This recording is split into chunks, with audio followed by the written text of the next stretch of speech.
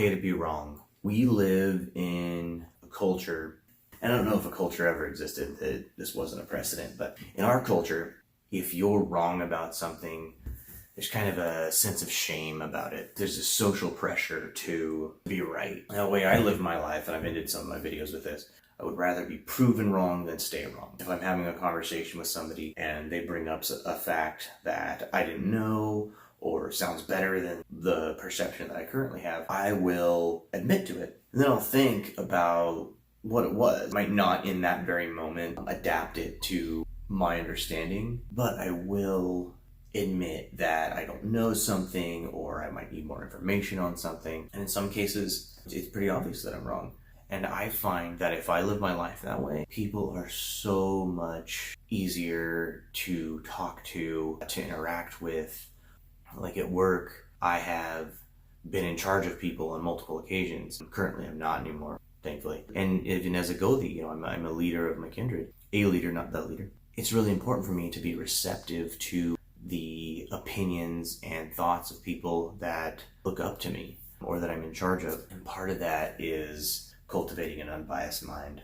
Part of that is trying to not be wrong later. Isn't it more important to understand how things work and understand reality? Isn't it more important to know the proper solution rather than trying to force the one that you think is correct? And this is applicable to life in general, but it's definitely applicable if you're learning heathenry or even if you've been heathen for 20 plus years and people look to you for information. Like, I would rather say, let me look that up, than just give somebody whatever UPG crap I make up on the spot. I mean, we're all just trying to figure life out, right? We're all just trying to figure out correct action and how we can make things better and hopefully trying to improve ourselves. I assume if you follow my channel and you're an avid watcher of myself, you're probably in the same vein that I am and would you want to make yourself the best you could possibly be. I know that sounds like some self-help crap, but it's pretty true. If you're trying to explore your own psychology through myth and you're trying to delve into spirituality and figure out what that means to you and what you need, what motivators you need, what kind of path you lead, I've noticed something about people that seek religion, which I would say is probably 99.9% of humanity, to be honest.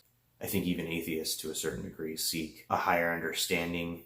I do think they make the fault of eliminating the symbolism of religion, but I'm actually going to make a future video on that. But I've noticed that people that seek religion are trying to fulfill something in their lives. For some reason, something in your life isn't right. You feel like there's more that needs to be. Sometimes you want to take back authority, power, especially if you're looking for more occulty things. You're really trying to regain your strength, your identity. And in order to find that, you kind of go on a personal journey. Think the allegory of Odin as Vigtam the Wanderer when he put on his blue cloak and floppy hat. The shaman's journey is allegorical of the journey that we all take. We all make sacrifices. We all should be striving toward the next plateau. We should all be trying to become better. If you're not growing, you're decaying. We have to see knowledge not as a gospel, but as systematic. I'm going to use the analogy actually that Neil deGrasse Tyson used when he was talking about the subject. Let's say you're hiring an architect, right? First candidate comes in, you ask him, okay, how tall is that spire? And he goes, oh, that's, I know the height of every single one of these spires because I built them all. It's 155 feet. You're like, oh, okay, that's fine. So next candidate comes in.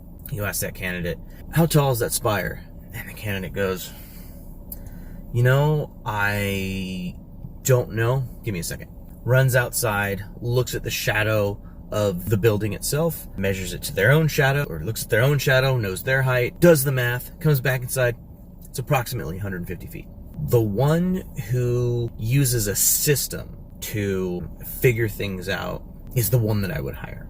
That was, like I said, that was Neil deGrasse Tyson's ideology, but even like the hiring I have done in security, I like seeing a person that can figure out a situation at the drop of a hat. Like, there have been times in my profession where, countless times in my profession where I have to think split-second decision. And there's a very specific amount of parameters for me to go physical in any way. Not that I would really want to be honest, because there's a slew of reasons not to, but the people that I interact with are so much more appreciative because I try to figure things out. I've given the example before in previous videos of when I have talked to people, and like, for example, there was one guy who was sitting on a bench near a building that I believed was vacant on the campus that we were guarding. I was like, oh, hey, you can't be here, usual spiel. And he was like, oh, no, I can be here, like, my friend's inside. And I was like, oh, okay, hold on a second, let me verify. So,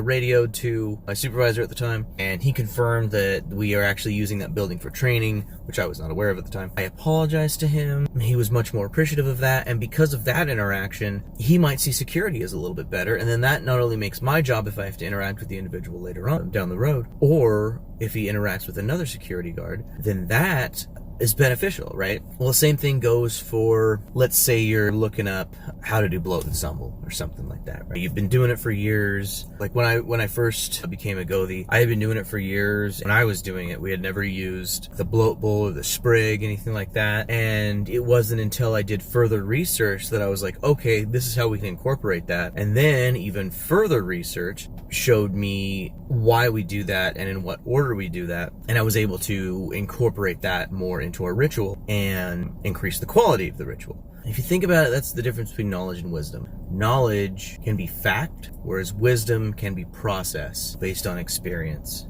So in summary, it's okay to be wrong. In fact, it's better to admit when you're wrong.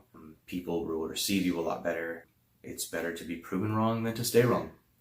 Remember, we are the sum of our actions. Be better tomorrow than you were yesterday.